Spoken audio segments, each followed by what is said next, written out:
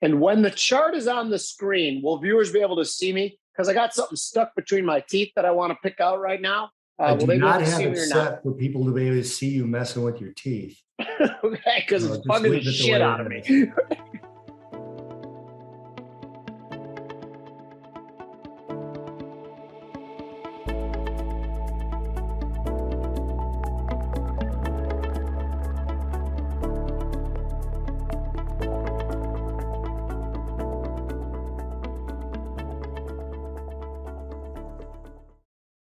Welcome back to the Futures Edge podcast. I'm Jim Murio, as always, the brains behind the operation, co-host and executive producer Bob Iacchino. And the first Friday of every month, as you know, we have Mike Arnold, chief strategist for Path Trading Partners, chief technical analyst, and one of my favorite technical analysts. And I always learn a lot from these shows and look forward to them more than others. Michael, thank you for coming. Thank you for having me. What markets do you want to cover today? Actually, it's unemployment today, so let's spend 5 minutes going over that. Bobby, first you, what did you think of those numbers? I saw a Steph Pomboy tweet where she talked about the revisions are going to be brutal to the downside when this thing comes out next week. Part of it was she said the birth death rate was positive. I don't remember what the rest of it was, and I don't have it in front of me, but I tend to lean her way on these things. Either way, you look at the trend of the employment numbers and they're headed lower, not the unemployment rate, but the number of job gains. We have little spikes, but overall the trend is down. So, I think we're not in a position yet to say the least Fed friendly was the wages. I mean, Right. Wages were up. And we saw another one of those bad indications for the economy with the employment cost index being up while productivity was down, which is like an inflation cocktail from the labor side. But I think the number itself was consumer friendly, Fed unfriendly. Right. So I think the reason that the stock market liked it is because the stock market now sees what's going on in the banking world and the potential crisis, the potential credit crunch and pullback in lending, and now thinks that these two things, the labor market that's not falling apart. I mean, I don't think these numbers were great, but the labor market that's not falling apart juxtaposed against potential pullback in credit, that these two things will fight where the Fed can kind of stay on the sidelines. Does that make sense? Yeah. So you're saying that they are going to have to remove all those rate cuts they've priced in. Well, I just meant sit on the sidelines for the next 2 weeks. I'm not sure about beyond that. So the pricing into the rate cuts, I think, is odd and interesting. I think if the Fed is going to cut rates, they're going to cut rates by 100 basis points. They're going to cut rates only if burning timbers are falling from the ceiling, correct? Yeah, I agree with that. I don't know about the Yes. 100 basis points, but I agree with the timbers. Yeah, right. So I'm curious as to what's going to happen. I think, like, prior to today, I think gold and silver and copper too have been big things of mine. And one of them I thought is that the market's anticipating injections of liquidity. If we're really going into recession and there's going to be those burning timbers, then economically sensitive stocks can't be the recipient of that added liquidity. So then it ends up in gold and silver and Bitcoin. So that's why I like those trades still. Today was obviously a pullback of all those trades. Well, here's something else that's interesting. So today they have the first rate cut as of right now that we're recording on Friday. They have the first 25 basis point rate cut in September again. Right. But a couple of days ago, might have even been yesterday, Mike, I think it was yesterday, where they had basically a 1 month pause, which to me is completely ridiculous. The Fed would pause. That implies a massive banking crisis where they can't keep rates here. And at that point, lower rates isn't going to really help the community banks that have already lost all their depositors. So even then, cutting rates isn't really the panacea. But if you actually follow the CME Fed watch tool on the probabilities, yesterday, they had the end of 2024 with the Fed funds rate between 2.75 and 3%. Yep. Prior to this rate hike cycle, the last time rates were that high was 2008. So that's still theoretically high rates, especially for, again, a technology sector that has really existed with free money, save for your Microsofts, Apples, and everybody else that was around prior to 2008. So I still think it's very troubling for the equity markets. Yeah. Michael? Well, yeah, I mean, with the unemployment today, with the average hourly earnings coming in hot, this is not going to help the Fed bring down or the inflation from my perspective, but it doesn't really matter. I mean, at the end of the day, it's what the trade is to me, and we'll get into that. But right now, from the people I talked to, whenever there's bad news or perceived bad news, it's like, all right, well, the Fed's going to have to stop now, probably the pausing early and cut. So we might as well rally it. Whenever there's good news, like they'll look at the well, unemployment's holding up and everything else, well, let's just buy it. Everything's in let's just still buy it mode, and we'll get into the charts, but let's buy it. And the rallies are occurring on lower volume than the sell-offs, which is really disconcerting to me from a technical point of view. But it's like the narrative when I talk to people, it flips depending on the day. They just want to find an excuse to buy it still. Right. Yeah, that makes sense. So Sure. when is that going to end? That leads us right into the charts. You want to do S&Ps first? Sure. Yeah. Hold on. Let me just share this out. And when the chart is on the screen, will viewers be able to see me? Because I got something stuck between my teeth that I want to pick out right now. I Will do they be able not to have see it me or not? set for people to be able to see you messing with your teeth. Okay, because No, it's just bugging leave the it the shit way out of it me. Just leave it the way it is. Oh boy. First oregano oil, then your teeth. Yeah, a lot of weird quirks today. I have no comments. Tell me this. I've been preaching for a bit that I need to settle above about 42.5 to think that there's anything meaningful in the rally other than a back and forth. Like, tell me I'm wrong first and then go on to your stuff. Is that cool? You're all right. The minimum I'm watching for at least a short-term breakout, because we've been in the same consolidation range. I mean, we're essentially going to close today roughly, maybe slightly higher than we closed on Monday, April 3rd.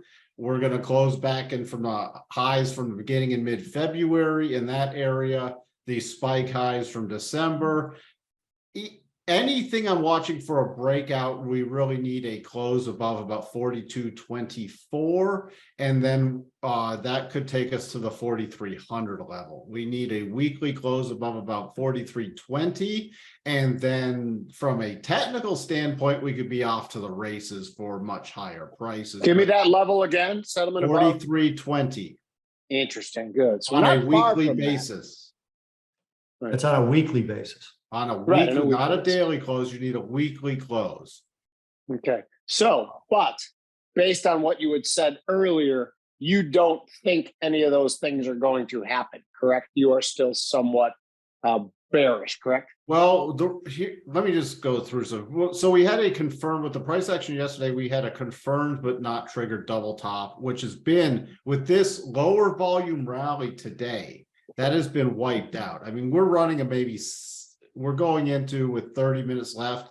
We were running about 60% of the volume. Now that can pick up into the close, but you can see here with the volume lines at the bottom, 3 of the 4 days of sell-offs were on much higher volume than today. And even the Monday sort of back and forth price action is roughly in line with the volume today. And we even going back on the rallies before, the big rallies on Thursday, the 27th of April and Friday, the 28th were also on lower volume compared to sell-offs.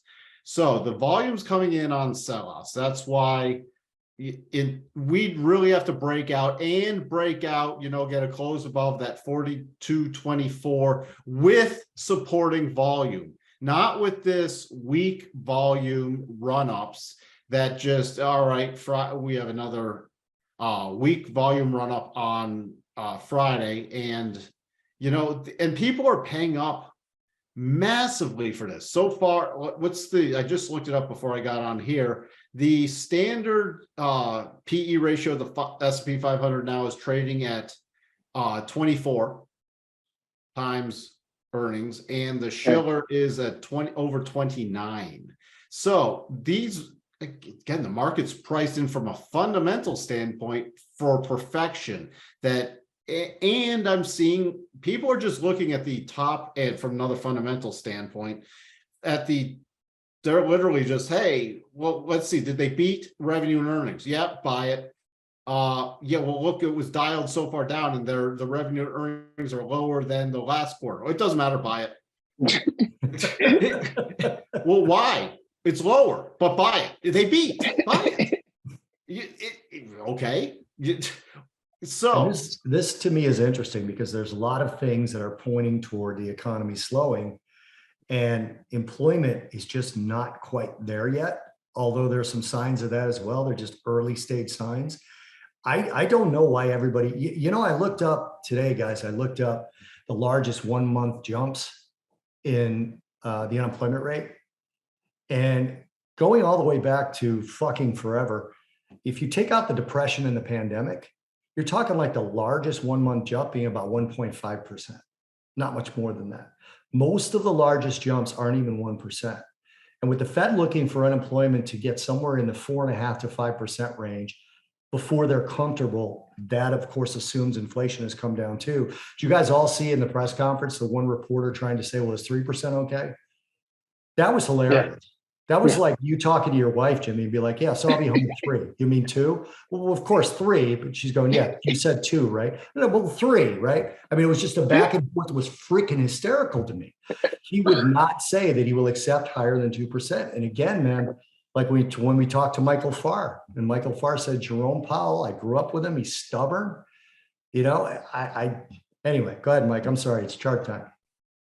no, but even to put it on your point, you have a very good point. Let's just say you get let's say we had 6 months starting now of unemployment jumping 1%.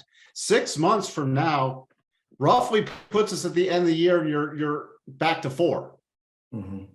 And they wouldn't be shocked if it was 4, because they've even been looking at 4.5. So, but everything is still priced to perfection. That's why go back to my statements, if we're going to break out to the upside, I need also supporting volume. One other thing, based off the S&P on a multi-week cycle, we're still going to close down this week.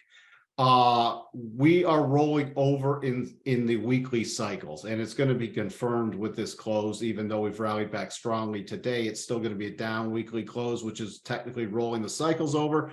So for the next few weeks, I am watching for downside pressure, which is another reason the market has to really break out with some strength to counteract that. So what's the trade from the short side? Where do we know it? Where's the trade from the short side? The early warning sign is a close below 40.50. The major level, then, if we start closing below 40.50, I believe we'll test the area of the simple 200, which is coming in just under 4,000, about 39.86, 39.90. But on the next key closing basis you want to watch for, if we do roll over and the weekly cycles hold, and remember, that's a multi-week thing. It doesn't mean every week has to be down, but we could have downwards pressure for the next possibly 4 weeks.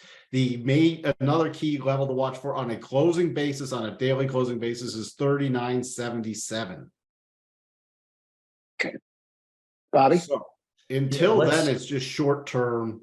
Just short-term setups, but we're in a consolidation phase. We're still with this even snapback rally. We've gone a whole bunch of nowhere since the beginning of April.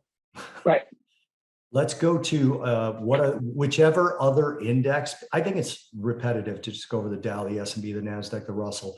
Pick the other index you want to look at, and then let's go to gold if we could. Well, let's just take a look, because the NASDAQ, this is the NASDAQ today is wiped out 4 days of selling. Beauty of the market cap weighted index. Yes. Yep. The NASDAQ, if the rally continues, I wouldn't be surprised to see the NASDAQ continue to run, but my key levels in the NASDAQ, going into next week, we get a close above about 13,360 with some supporting volume. Even though cycles are at the weekly top, I'm watching for 13,560 to about 13,600 as major key resistance.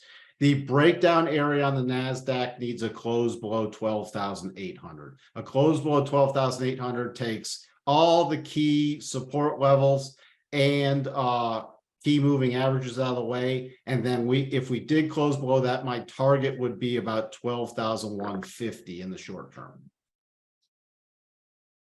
Makes sense. You wanted gold? Definitely. Yeah. Gold. By the way, if Okay. anyone watched Mike's regular show, I'm still on gold. All right, go ahead. Same with me. And from multiple things I follow, I am watching for a corrective pullback in gold.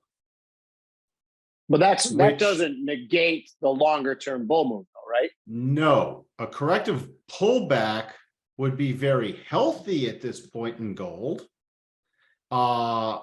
And could be a multi-year buying opportunity. Wait, what? I was doing something else. Say that again. Are you long, Bob? I'm here. Am I muted? No, I was doing something else, but I know, but are you long gold? Yeah, I'm long. Okay. Just so you know, I'm still long gold. What I was saying is a corrective pullback is not something, it's not something to look to short from my perspective. It would be possibly a multi-year buying opportunity. Multi-year. Now, what tells you it's a multi-year buying opportunity? Based If on it is, again, past performance and all that shit. right. Again, you have to trade what is, but based off of a systematic stuff, based off some longer term cycles. And that doesn't mean it's going to 10,000 in 6 months. That means it could grind higher for multi-year period. But my minimum target would be at least for a year. So in my key targets, again, we're looking at about 2220 and then about 2350 areas to the upside.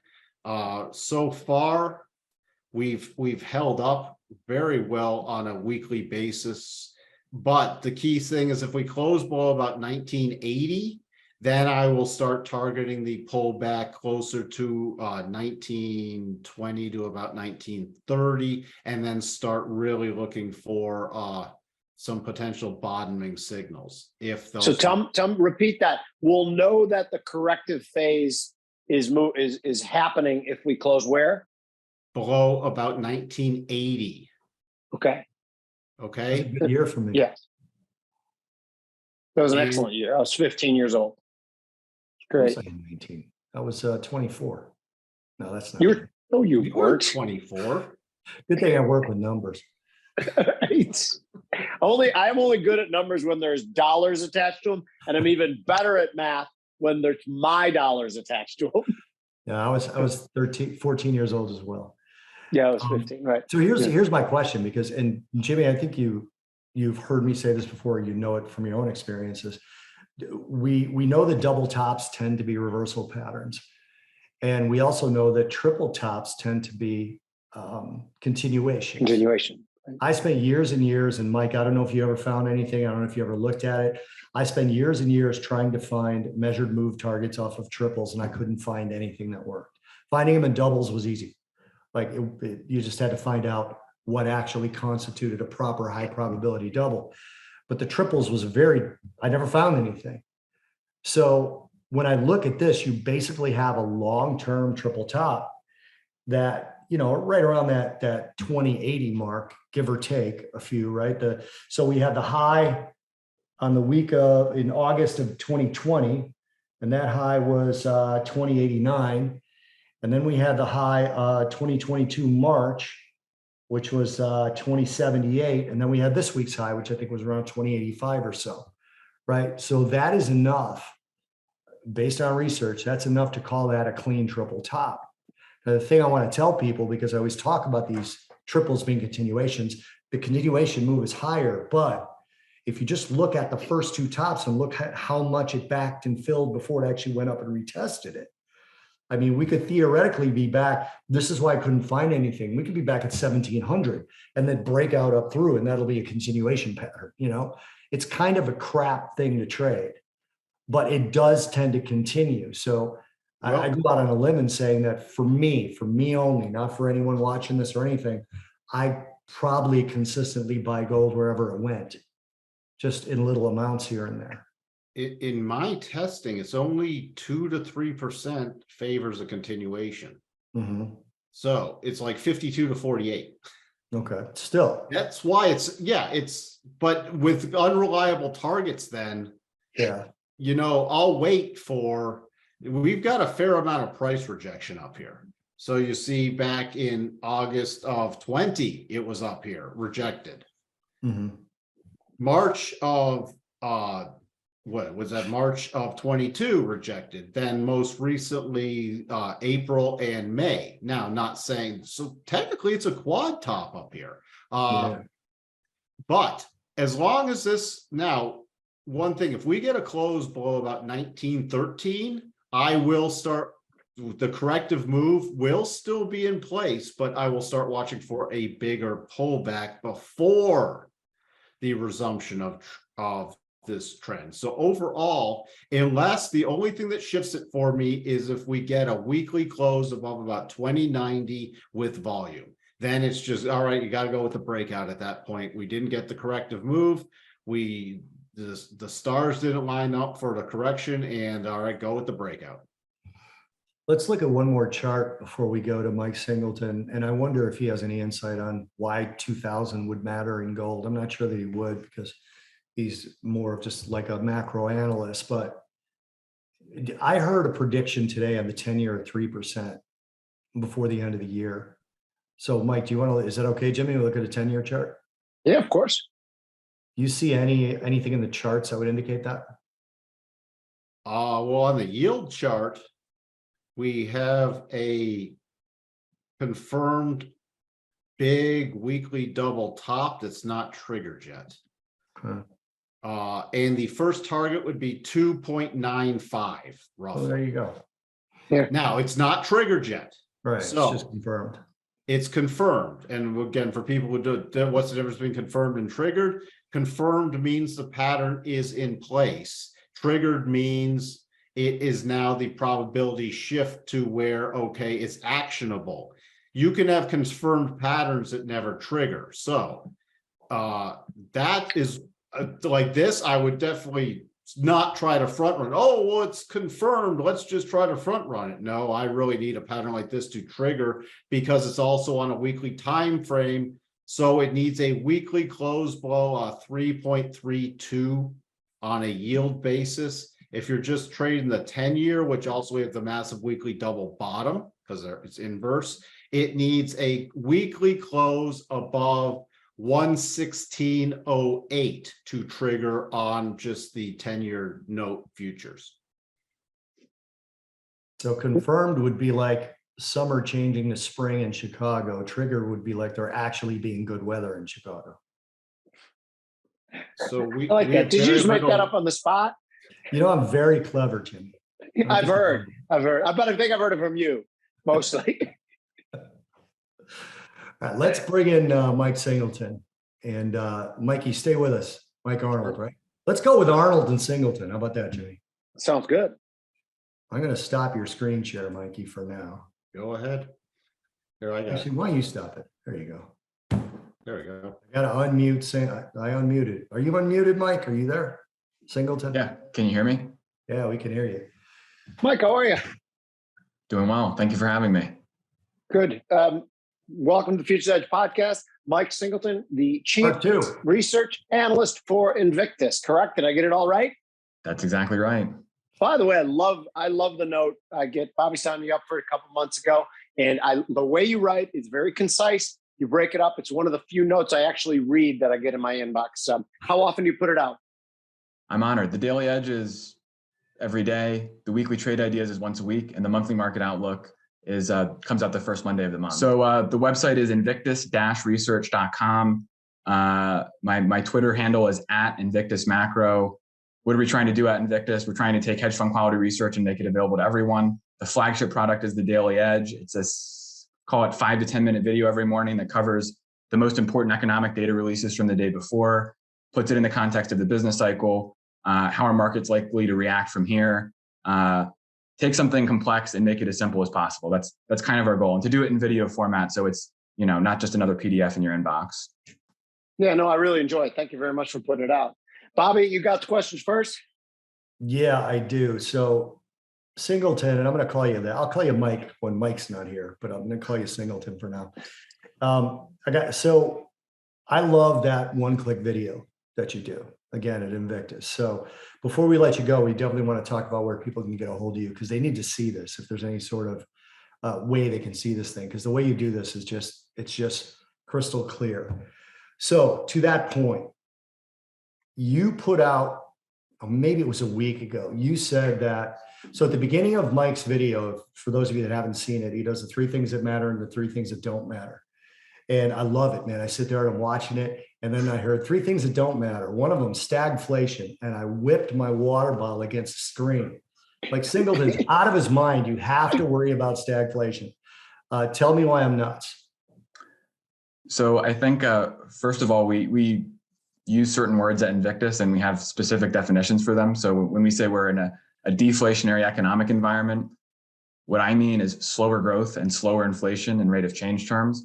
Mm-hmm. And when I use the word stagflation, what I mean is slower growth and faster inflation. So clearly since June of 2022, by that definition, we've been in a deflationary economic regime because inflation has been coming down. It doesn't mean that inflation is negative. It doesn't mean that inflation is low or pleasant. It's a simple economic framework for trying to figure out what matters in the economy and explaining why it matters to markets, because the various liquid asset markets basically trade on just a handful of variables, growth and inflation being the biggest 2. So communication is really important, and we try and distill it as simply as we can. And we think deflation is the best word to describe what's going on right now. So I'm sorry, Jim, if you don't mind real quick, let me ask you a question and then let Jimmy go. So I understand disinflation to be what you're describing. So I was going to say. So what you're going to say. So have you decided that deflation was easier to understand for the purpose of your clients? Because right. I always learned disinflation meant a slower rate of change of inflation that still exists, where deflation is prices are actually negative from the last read. Is that right? Right. That's why I said up front, we have a slightly different definition. Our definition of deflation is disinflation plus slower real growth. Okay. But yours is the textbook definition for sure. Okay. So you should have couched that with, if you dumbasses would just listen to what I said up front, then you wouldn't have to ask me this dumb question. Is that what you meant? No, it's a very common mix-up. So I always like to preface whatever I say with that. Got it. You are pretty clear on these things. So the second thing I want to talk to you, you love looking at ISMs, right? Oh yeah. The ISM PMI. So describe what the circumstance is now from your perspective for manufacturing ISM and how it affects the economic outlook. Sure. So I said earlier that growth and inflation are 2 of the most important things that matter for markets, which I think maybe raises the question of which measure of growth is best. In our view, at Invictus, the best measure of growth is the ISM manufacturing PMI. Why do I say that? There's a handful of reasons. It's high frequency relative to GDP, right? It comes out once a month rather than once a quarter. It's timely. It comes out within 7 days of the end of the month, as opposed to a month after quarter end. And perhaps most importantly, it has the highest correlation with stocks and with a bunch of other tradable exposures. So if you look at the ISM manufacturing PMI and compare it to the year-over-year change in the S&P 500, very, very close relationship. And so obviously anything that trades with a very close relationship to, say, stocks is something that we're going to spend a lot of time thinking about. So right now, and really since April of 2021, so it's been 2 years now, the ISM manufacturing PMI has been declining in rate of change terms. And we could go into all the reasons why that's happening. A lot of it was people bought a ton of goods, manufactured products, goods, right, during COVID, and then they stopped because by definition, people really don't need to buy goods with the same frequency as, say, services, particularly durable goods. By definition, durable goods last more than 3 years. So think cars, refrigerators, home appliances, dishwashers, stuff like that. And on top of that, the durable goods cycle tends to correspond to the housing cycle. And when the Fed raises, double or triples mortgage rates, that's going to reduce all spending on everything housing related. And that's exactly what we've seen. So consumption tends to be the signal for manufacturers in terms of ramping up or ramping down production. Most manufacturers have seen consumption of durable goods decline pretty dramatically. And as a result, they've slowed production. And, eventually what manufacturers will do, slowing production only works for so long before you can't run a business, right? You have to produce things and you have to sell them, and you have to sell them at a profit. And so the longer manufacturing is below 50, the more pressure that'll put on manufacturing margins, and eventually it'll lead to layoffs. And generally, cyclical industries are the place where you see layoffs first and where you see them the most. Through most recessions, manufacturing is where you see the preponderance of layoffs. And so we call that the canary in the coal mine of the labor market. That's one part of the labor market we're looking at very, very closely. And also, for what it's worth, we've seen marginal weakness in manufacturing. Overall, the labor market has remained very, very strong, like you were talking about earlier, more than enough to tighten the labor market and reduce the unemployment rate. But manufacturing has been a little bit softer, right? Which makes sense given that production growth has been so slow. So maybe I'll pause there before I No, I just want to say, to me, it sounds like you are angling toward the recessionary camp. Is that accurate? Right. Well, and I think that's also aligned with the Fed's policy agenda right now. And so besides being consistent with our leading indicators and our forecasts, it's also consistent with what policymakers want. And I think that one of the lessons over the last 3 years is that should be a part of everyone's process, trying to determine what the incentives and the policy goals are of the Federal Reserve and the federal government. And right now they want a recession, right? I mean, no need to mince words about it. They want slack in the labor market, and that's going to mean higher unemployment, which, given everything else that's going on, will be the criteria that meets the NBER's recession for a formal definition for a formal recession. So the futures market and the interest rate curve is telling us that the recession's coming, but it's also saying that the Fed is going to flip on a dime, panic, and start lowering rates quickly. Can you weigh in on that? Yeah, it's really, really interesting. I wish I had so our formal view on interest rate policy right now is neutral, which is probably the most boring view in the world. But that's just to say, I don't think that there's an obviously good risk reward in rates right now. So when I look at when anyone looks at economic conditions, clearly they suggest that the Fed should continue hiking, right? You've got unemployment at an extremely low level relative to history, right? 3.4% as of this morning. If you look at initial jobless claims as a percent of the labor force, secular lows going all the way back to the 60s. And at the same time, you have inflation running at multiples of target. And the chief problem driving inflation right now is services, which is driven by wage growth, which is driven by super tight labor market, right? So you would think, given that backdrop, the Fed should absolutely be hiking. That said, short-term interest rates do have a very good track record of forecasting Fed funds. So for example, if you took the 2-year Treasury yield and the Fed funds rate, the 2-year tends to lead Fed funds by 3 months with a 98% correlation. And right now that spread is inverted by about 100 basis points the last time I checked.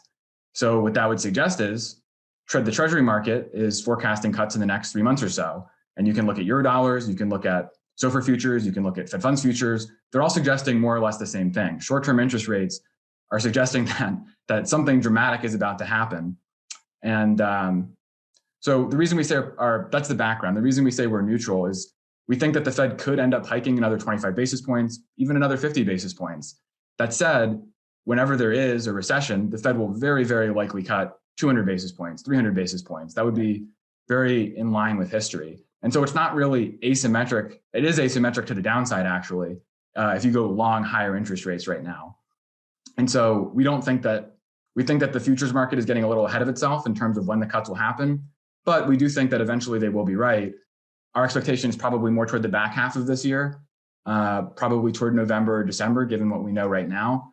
But I'm not super interested in going long higher rates as a thesis, given that view. So is the bank crisis real? We've seen 4 cockroaches. Is there more cockroaches? That's a hard question, and I'm not a bank analyst. I'll say from what I do know. Mike. Yeah, it's a particularly hard question because the banking system is very complicated, and the risks of the banking system are hard to sometimes deduce from the outside. I would say when I look at the banking system, it looks okay, but there's obviously variables that I don't fully understand. Clearly, short-term interest rates are sniffing out something that is way out of consensus for the equity markets and for every other market that's not short-term interest rates. Could that be banking related? Sure. Also, I will say that bank lending standards had been tightening significantly prior to what happened in March. And bank lending standards tend to lead a lot of other important variables like the unemployment rate. And so if you were to run a regression of bank lending standards on the unemployment rate and push it forward by 5 quarters, there's a pretty close correlation. And what it suggests is that we're going to see an unemployment rate of 7% by Q2 of 2024. And this is based on senior loan officer survey prior to the debacle of Silicon Valley Bank in mid-March. So even if there's no additional credit contraction from this whole crisis, right, that should be enough to get the unemployment rate. 7% is a one factor, simple linear regression, but it's clearly pointing to something bad happening, right? This is just to say, even if nothing further happens with the banking system, we've probably seen enough tightening that it's going to cause rather significant economic damage. So Mike, you had a question, Mike Arnold. Yeah, I was wondering before when you were talking about your ISM numbers, which I really like your analysis on that, and how if they stay contracted for an extended period of time, it will eventually lead to more manufacturing layoffs. Do you have a time frame, because we've been contracted for a while now, when you expect a ramp up in manufacturing layoffs to start occurring? Sure. So we have a number of leading indicators for this. I just talked about one, which is the senior loan officer survey. Based on our suite of leading indicators, it suggests that we actually don't see an unemployment rate above 4% until December of this year, right? Which means that the labor market could show only marginal signs of weakness until the end of this year. That's another 7 months, right? It's a long time. And where the layoffs will really start in force, where you really start to see it flowing through to the unemployment rate, will be in between January and June of 2024. So that's our base case in terms of the time frame. So let me ask you something, Mike Singleton. Where you come in, let's do a thought exercise here. The Chicago Fed said that full employment is 4.1%. Now, they all talk about a 2% inflation target. We know that already. Powell argued with whatever reporter that was, it's 2%. So let's say that December of this year, we get a 4% unemployment rate. And we don't have what people would agree the NBER would call a recession. I still hate that they do that, by the way. They've never announced one during. They always announce it after it's over. But let's say that we're there. Let's say the GDP is 0.9%. I don't know. You don't like GDP that much. I know from watching your stuff. But what do you think the Fed does in that case if the banking system is still kind of, I hate to call it sound, not critical? Do you have any opinion of what the Fed might do there? Or is that just not something you do? Or is that continued pause? What do you think on that? So I think if the unemployment rate is between 3.5% and 4%, and we're in a zero productivity growth environment, which we are, and I think will continue to be the case for several years to come, then we should expect between 4.5% and 5% headline inflation. I don't think that the Fed can do anything but continue to tighten in that scenario. So in a sense, it's a little bit of a no-win situation for the economy, right? As long as as long as inflation is above target, and certainly as long as it's multiples of target, the Fed will continue to tighten essentially until we see a recession. They've said that that's the outcome that they prefer. I think we should believe them. They've just hiked 525 basis points over the course of 15 months or something. A lot of people didn't believe they'd do that. Right. It's at the, if you would have said that 18 months ago, I think everyone would have said that's crazy. The neutral rate's only, 1% or something, but they did. So I think that we should believe them. I think that this is their foremost policy priority. And I don't think there's any reason to doubt it right now. You're muted. Jimmy, you're muted. You're muted. You can just assume when I'm muted that I was saying something brilliant. Okay. I think I've heard that before from you. Right, exactly. I'm the guy who said it. Okay. So we've talked about the Fed, and we all agree that there's a significant lag time before we feel the efficacy of Fed rate hikes. So we've said they should keep hiking, they should whatever. If we'd all agree that if rate hikes were immediate and immediately felt, they probably would keep hiking. What they've done right now is they've said, okay, we've hiked 5%. We have to see how this plays out over the next 3 months, 6 months. I guess the long way of what I'm asking you, Mike, is that do you think that once we start to feel the punch of these rate hikes, that things are going to start to deteriorate, accelerate to the downside. Yeah, absolutely. So clearly the story of 2022 was interest rate shock, right? It was the Fed hiking rates as fast as they have since Volcker. And the big question post 2022, we're probably toward the end of the hiking cycle, whether they get another 25, 50 basis points, whatever. We're closer to the end than to the beginning. So the big question is, how does that interest rate shock flow through the economy? And history tells us that it takes about 18 months, right? So, and generally speaking, the severity of a growth contraction corresponds to the severity to the amount and the speed of the hiking cycle that precedes it. And so what that suggests is we're going to see a nonlinear contraction in growth, which we define as the PMI, right, usually, in the back half of this year, right? So when will that flow through the economy? When will that really start to hit the stock market? Second half of 2023. So here, I wrote a thing in my Substack on Sunday, which I'm sure you read. I'm sure. No, I'm just kidding. About M2 money supply. Okay. So there's been 5 times, including this time, that M2 money supply has contracted more than 2%. 3 of those times were associated with depressions, one with an absolute panic in 1873. This time we've contracted M2 money supply 4% counting. I know that it's a little bit different because we threw $7 trillion into the system at once, but also the inflation reflected that. Does a 4% contraction in M2 money supply, that doesn't alarm you about the potential for a huge deceleration in inflation? No, I think it is alarming. M2 tends to lead inflation with an incredibly long lead. 1 to 2 years, right? In the realm of 2 years, that's exactly right.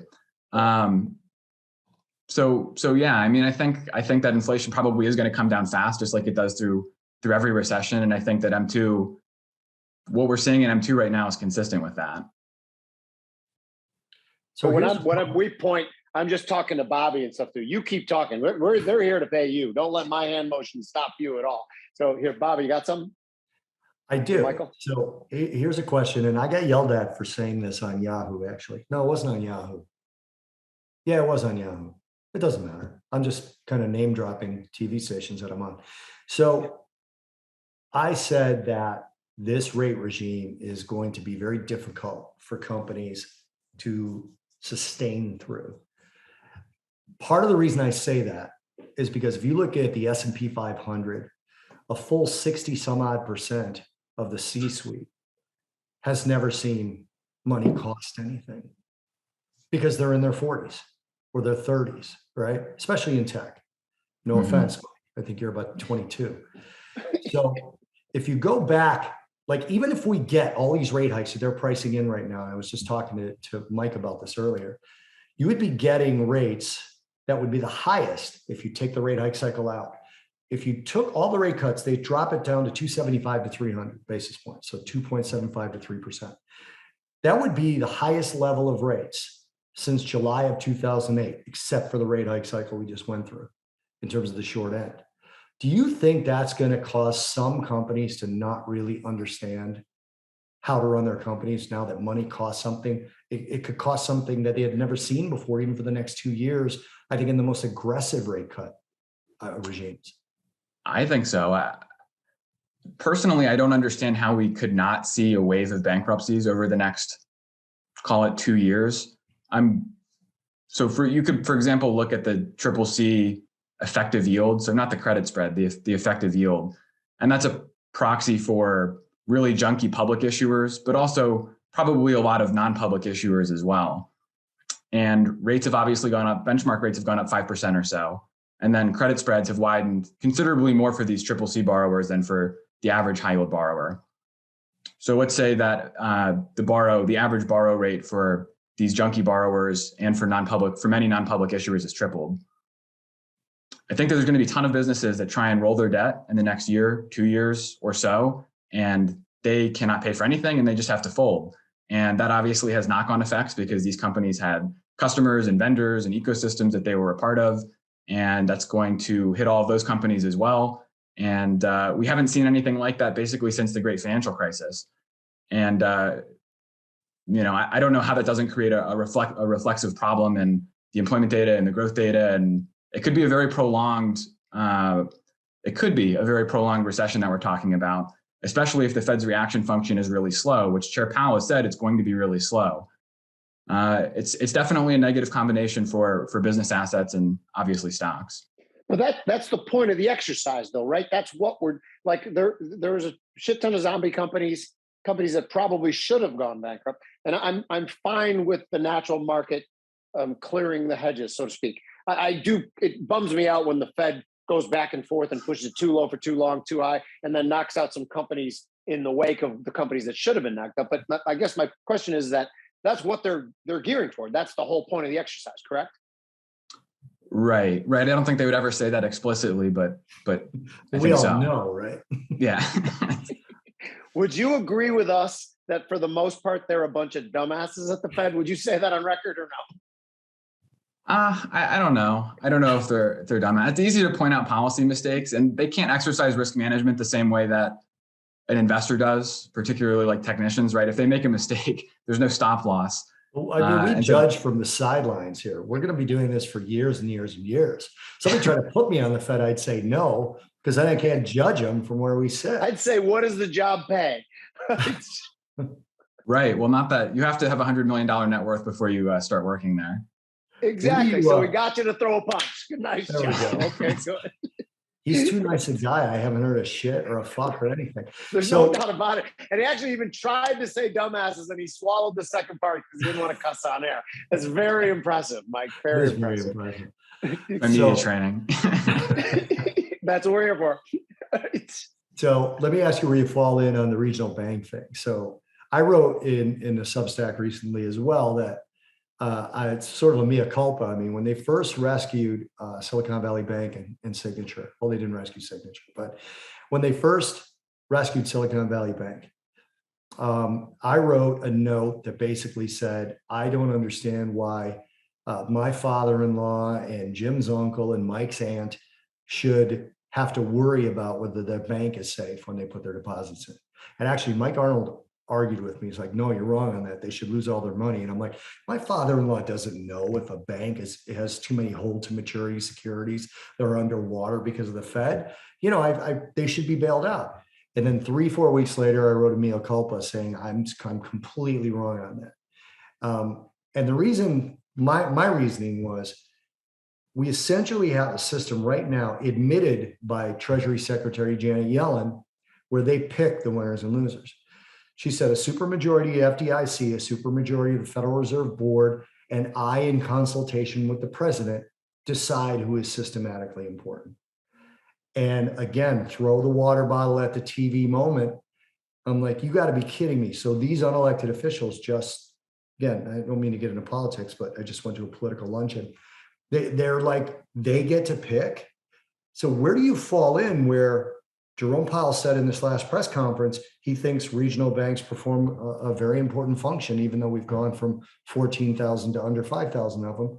They perform a very important function, but not a systematically important function. Where do you fall on these bailouts and what could happen going forward with the banks that may fail and not get rescued? That was a long question. I think he's right that regional banks are really important, and in aggregate, they are systemically important. And, whether his actions are consistent with what he said at the press conference, I don't know. A lot of these regulatory decisions are still TBD, right? And I'm really hoping that whatever he does enables a robust regional banking system. And the reason that I say that is because for most small businesses, when they need capital, they go to a regional bank. They don't go to a venture capital firm. And part of the reason that we've had weak growth post the great financial crisis is because banks weren't providing capital the way that they used to. And so good ideas weren't being funded, and it was reflected in a weak labor market that took a long time to recover and below trend GDP growth and everything else that I think everyone probably already knows about. So eventually, though, you get to a point where if regional banks aren't providing capital, someone else will, and that someone is probably going to be the government. So what do we know about how the government provides capital? Well, it's not very efficient. They're not good, right? Expansion of credit is a good thing if it's used to fund productive endeavors. And generally banks are pretty good at that. right? Banks are a transmission mechanism of capitalism, and governments are really bad at it. And that's not just theory from the Wealth of Nations. You can also track that with some numbers. And one that we like to use at Invictus is if you look at the ratio of federal government debt to GDP and you invert it, it looks a lot like the 30-year Treasury yield. Why is that? What does that mean? Who cares? Well, generally, the 30-year Treasury yield trades atop nominal long-term growth expectations. That's a simple mental model for understanding it. And so the bigger the government gets, the more national debt, the more resources it's in charge of allocating, financial and otherwise, because they also manage a lot of human capital. The government employs a lot of people. They also regulate how capital is used, how many mines can be opened, how many new wells can be drilled.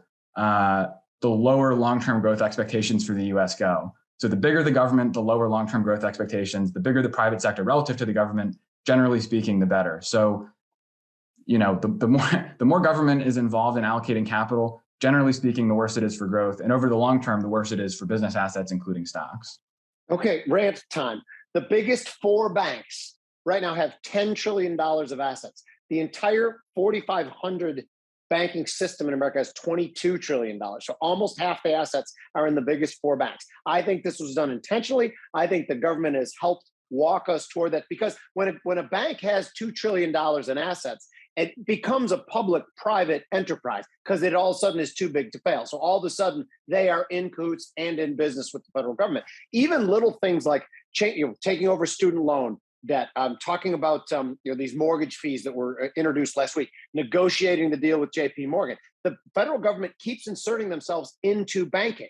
They want the whole world to just believe that this is their purview. This is their thing. They've already nationalized the banking system. Is there any way to ever reverse that? You said a robust regional banking system. How's that ever going to happen?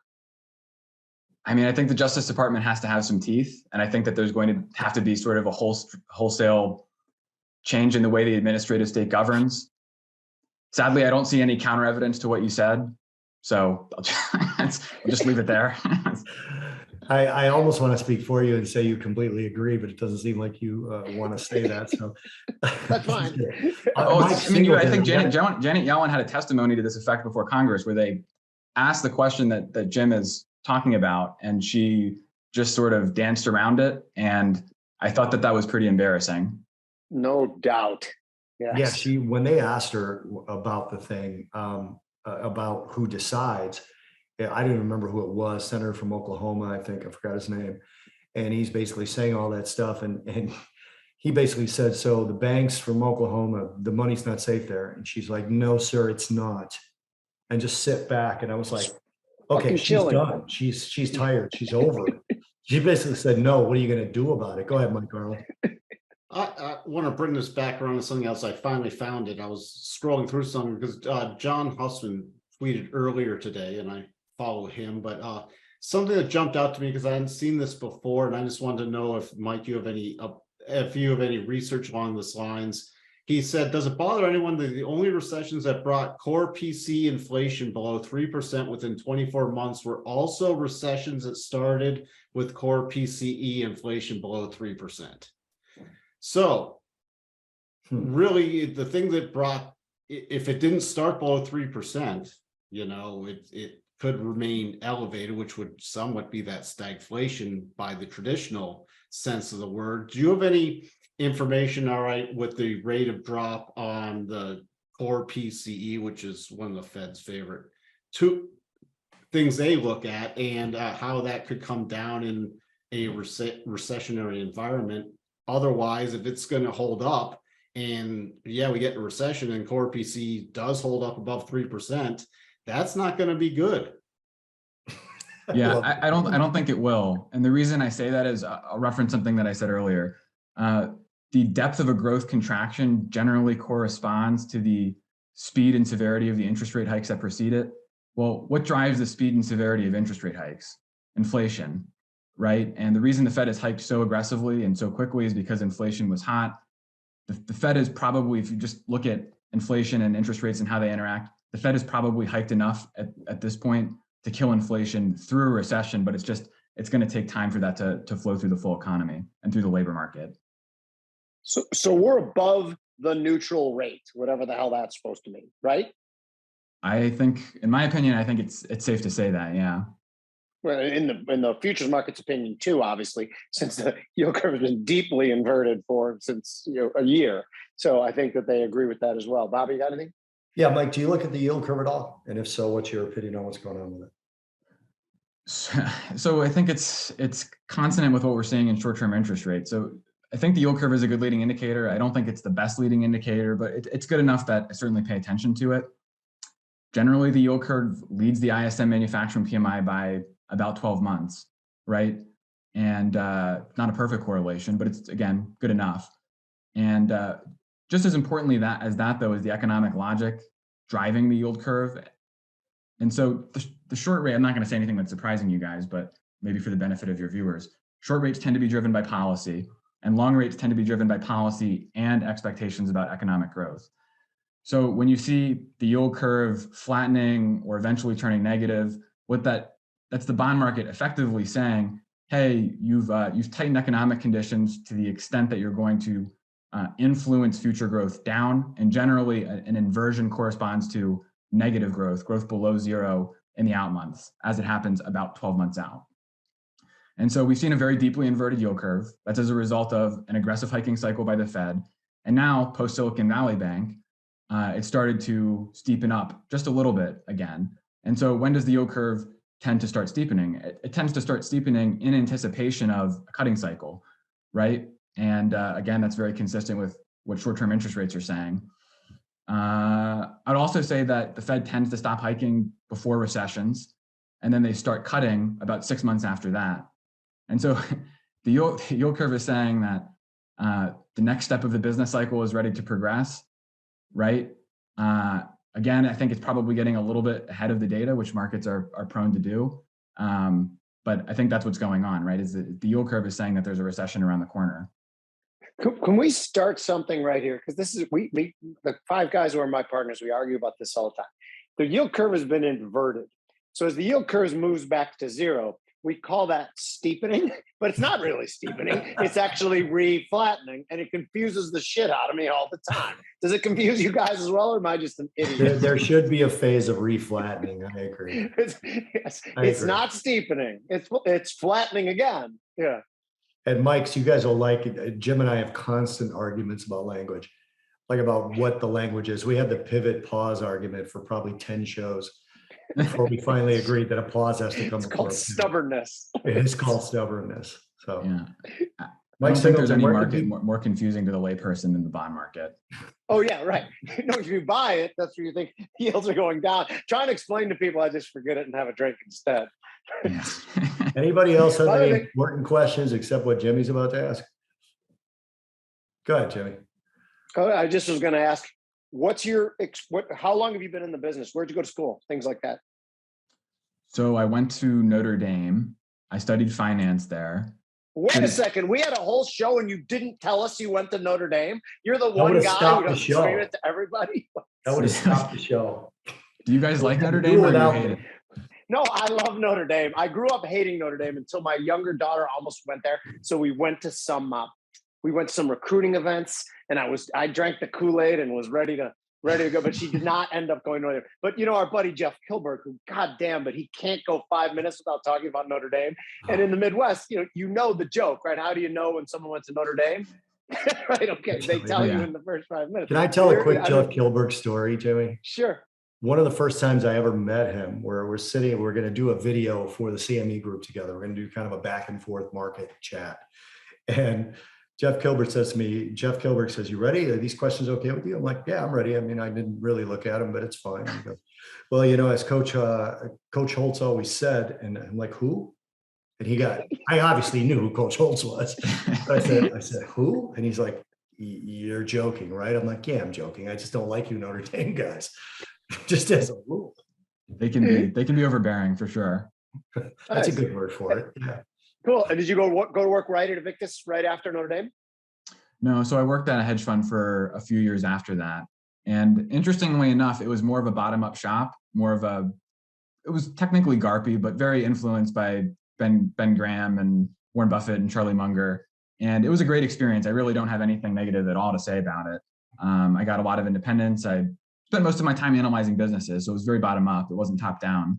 But overall, it was great. I got the chance to travel to conferences and, lead my own stuff and go to idea dinners and pitch and all of that. And over the course of my time there, funny enough, I actually met sort of a mentor from another firm who was more top down. And, this dude was just crushing it. And, we would talk and keep in touch, and he'd be getting stuff right that I'd be getting wrong. And he'd be making calls and stuff that I didn't have the first idea of how to forecast, sector calls or gold or rates or whatever. And I'd be like, how is he figuring all this stuff out? I don't know what's going on.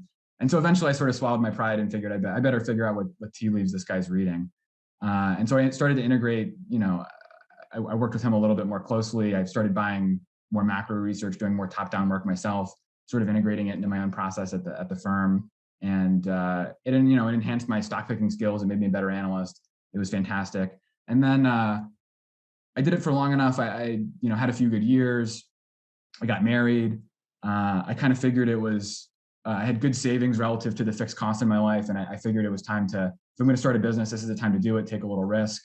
And so I left to start Invictus in. Oh, I'm sorry. I didn't know you started Invictus. That's really cool. I didn't know that part. Yeah. I did. Yeah, That's I awesome. did. I started it in the early fall of 2021. So it's been about 18 months now. And so far, so good. Invictus has been tons of fun. It ends up being a lot more top-down work than bottom-up work, but a lot of my clients are more bottom-up, and so it helps to be able to communicate why the top-down work matters to a stock picker as a client. I love that. And are you from the Midwest? Is that how you ended up at Notre Dame? No, I think I went to Notre Dame because I was Catholic. I went to an all-boys Catholic high school, and in the Baltimore area. So there are a lot of all-boys Catholic high schools in the Baltimore area. Because it was sort of like the Catholic sanctuary state back in the day. And so Notre Dame is sort of an aspirational school over there. And I got in, and a few of my friends got in, and I visited, and I was like, oh my God, probably similar to what happened to you. I drank the Kool-Aid. Oh, and, wonderful. Yeah, I was almost in like, tears when this one kid gave a speech about Notre Dame and loyalty. I was jumping up and wanted to slap what's the sign that they slap when they come out of the tunnel? Play like a champion. Yeah, play like a champion. Play like a champion today, right? Yeah, and so I was brainwashed. I love it. That's a good brainwashing, by the way. I think I just like for Notre Dame. Go ahead, Jim, Mike. I got the most important question though. So now I know you're from you grew up in Maryland. What's the best crab cake? Wow. In Baltimore and Maryland total. I used to live in the Baltimore area. I used to go to G&M all the time. But I want to know, I've asked this to a number of people because I'm a jumbo lump crab cake fanatic. So I need to hear your take on it. So Edgewater Restaurant is really good. It's just outside of Annapolis. Okay. I like Boatyard Grill in Annapolis. Let's see. I like Severn Inn also in Annapolis. I like Cantler's, which is not in Annapolis, but it's within 15 minutes of it. There's probably a bunch of great places in Baltimore too, but I don't spend as much time there, at least not as much as I used to. So those are probably have either you two been to Annapolis, Bobby or Mike? Annapolis is one of my favorite towns. Yeah, I used to be there. I used to take weekend trips there all the time when I was in. I think it's fabulous. I was at a Marine wedding and I was drinking with these Marine pilots. I felt like I was in the Great Santini. And the next day, I must have thrown up 70 times. The wedding was at noon and I was supposed to be in the wedding. I made it to the wedding, by the way, but I got out of bed at about 11. And I almost was looking for someone to fit the suit because we were drinking all night with Marine pilots in Annapolis. It was fabulous. Yeah, you got to have crab cakes the next morning to help with the hangover. That would have helped. If I would have done that, I would have been fine. See, right, maybe that's what I was asking. What the crab, where you go for the crab cake. So maybe there's a tie in there. I got to go. I got to do the Kudlow show. Mike, it was so nice to meet you. I'll see you soon. Yeah, likewise. Nice to meet you.